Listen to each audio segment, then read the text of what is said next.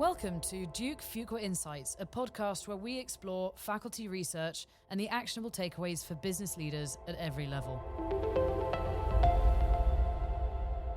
In recent years, there's been growing concern about how much we can really trust public macroeconomic data, like reports on economic growth, inflation, or employment.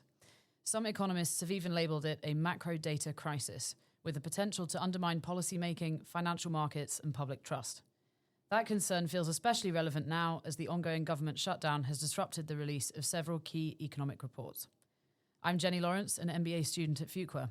Today I'm joined by Professor Bill Mayew, an expert on how information shapes financial markets and corporate decision-making. His research on errors in government economic data examines the impact of firm responses to these flawed signals. Professor, thanks for joining me. Thank you for having me. Happy to be here.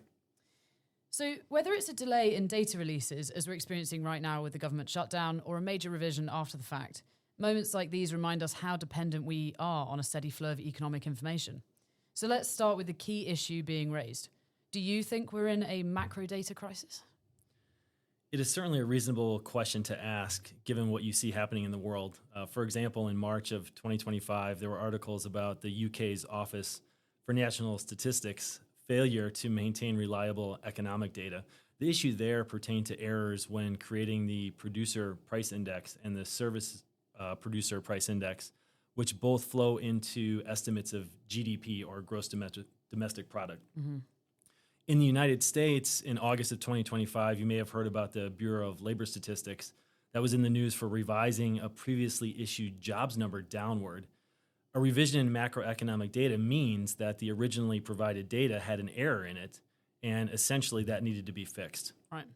So it's good practice to monitor the data that we receive from the government agencies that provide them to us and scrutinize any errors. Regarding whether the errors we see suggest we're in some sort of crisis or not, really boils down to the level and the nature of the errors, not that errors exist in the first place. Okay, so you're saying that you will always kind of sort of expect errors to exist in macroeconomic data in the first place? Absolutely. And to understand why, you have to understand that many of the performance signals you see in the economy are, at the most basic level, representing a trade-off between timeliness and accuracy. And to get some intuition for this, let's go down to the firm level instead of the macroeconomic level. Think about reporting earnings. You read about those in public company financial filings.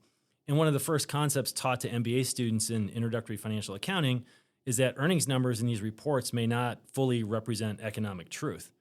Earnings likely has some errors in it. And why is that?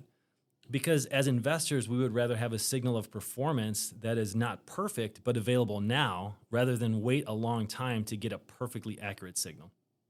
So here's the intuition. Suppose a firm sells $100 million worth of product on credit, which means the customers get the goods but haven't paid yet. And then suppose also it turns out that the customers only end up paying $95 million. We have two choices.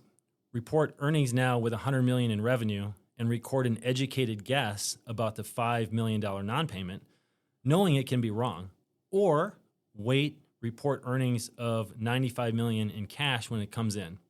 Unless we can perfectly guess about the $5 million non-payment, which is really difficult, reported earnings today will be more timely but potentially less accurate than waiting until the future to report the ultimate economic truth of $95 million. Right. The accounting system is built on the notion that we are willing to live with a less than perfect earnings number because it's provided on a more timely basis. And the same idea holds with data at the macroeconomic level. Yeah. Okay, well, that makes a lot of sense. So if errors are reasonably expected to exist with timely data, as you say, why might some economists characterize this as a crisis? I think the concept of a crisis here boils down to the nature of the error in terms of both its size and the reason the error occurs. Obviously, the larger the error, the more inaccurate it is. And one might have some threshold in mind about what too big is, but of course the notion of bigness is a subjective issue. If errors are increasing in magnitude, one would like to know the reason why and how to possibly shrink the errors. The other issue is the direction of the error, and that's typically referred to as bias. So, for example, in accounting, when earnings are directionally misestimated on purpose, we call that inaccuracy earnings management. In macroeconomic settings, there is some research that suggests purposeful misestimation of macroeconomic data can happen. It typically happens in more autocratic regimes relative to democratic regimes. But as you've seen recently in the US, there are some suggestions of political bias possibly playing some role in macroeconomic data releases. Okay. So for those that think we are in a data crisis, what is the solution if there is one? Crisis or not, I think it is reasonable and smart to be thinking about how we can make data both more accurate and more timely. When you review potential reasons for errors creeping into macroeconomic signals, one reason is that lots of macro data is based on surveys of constituents in the economy, and response rates have empirically been declining over time. So you're not getting the same amount of data anymore, and therefore it's more likely that errors will creep in. Fixing this problem is hard, of course, because you can't force someone to respond to a survey. Yeah. So then the question moves to what can be done to replace that missing data.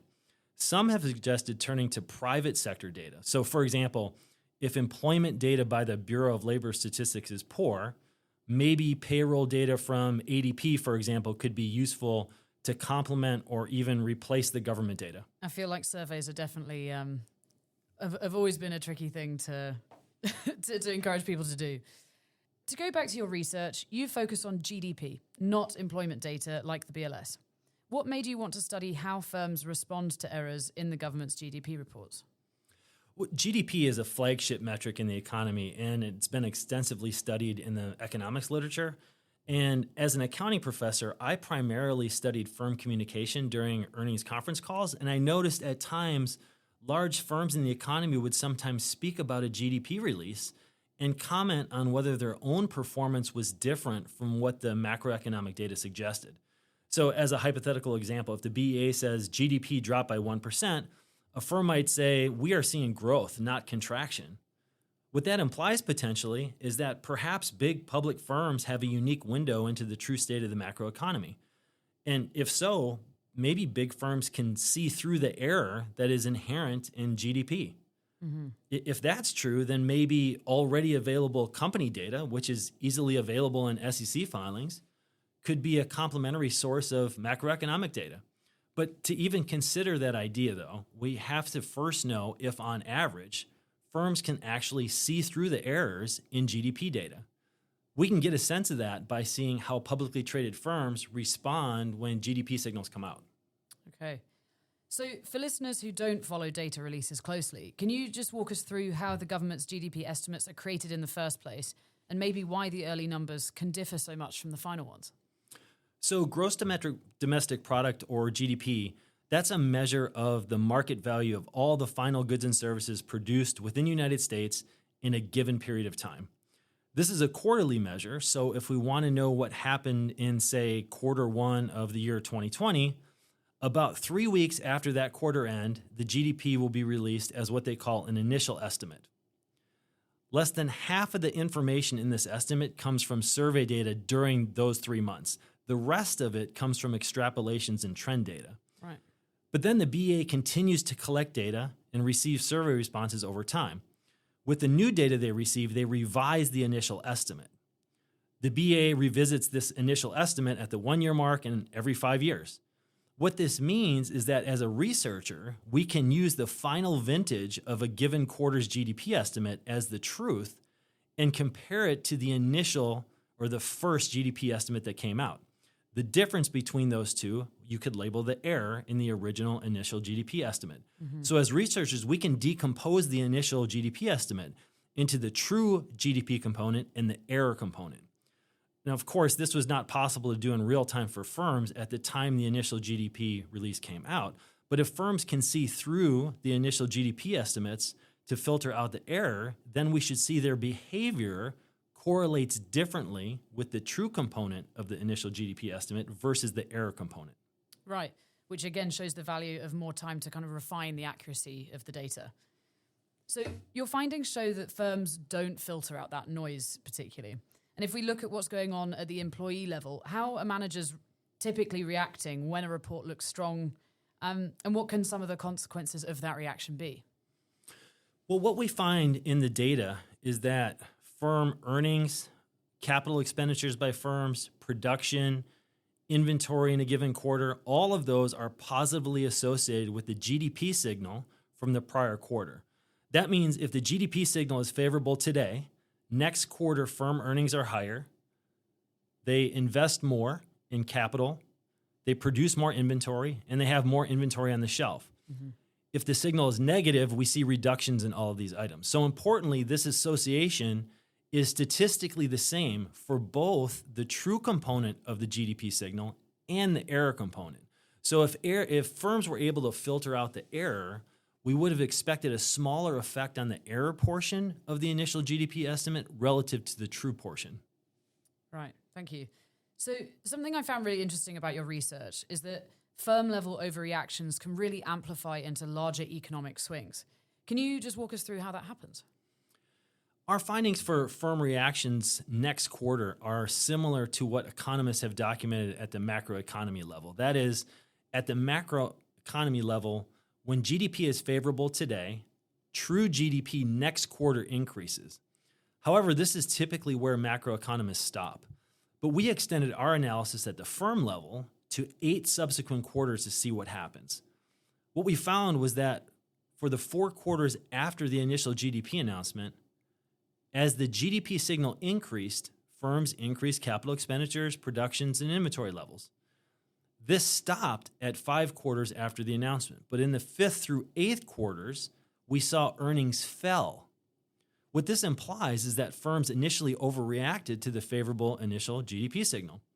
Now, why they overreacted is unclear, and it's an empirical phenomenon others have documented. More work is needed to understand exactly why this happens.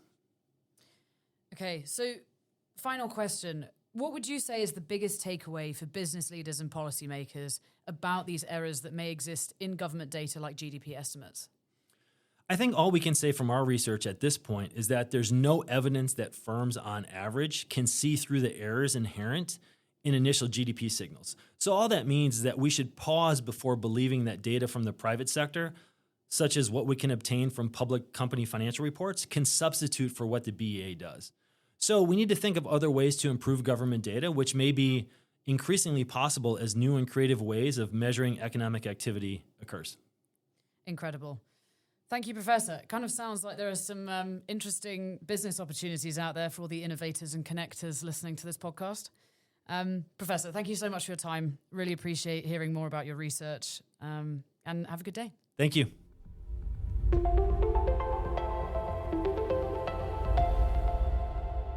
Duke Fuqua Insights is produced by the Fuqua School of Business at Duke University. You can learn more at fuqua.duke.edu/podcast.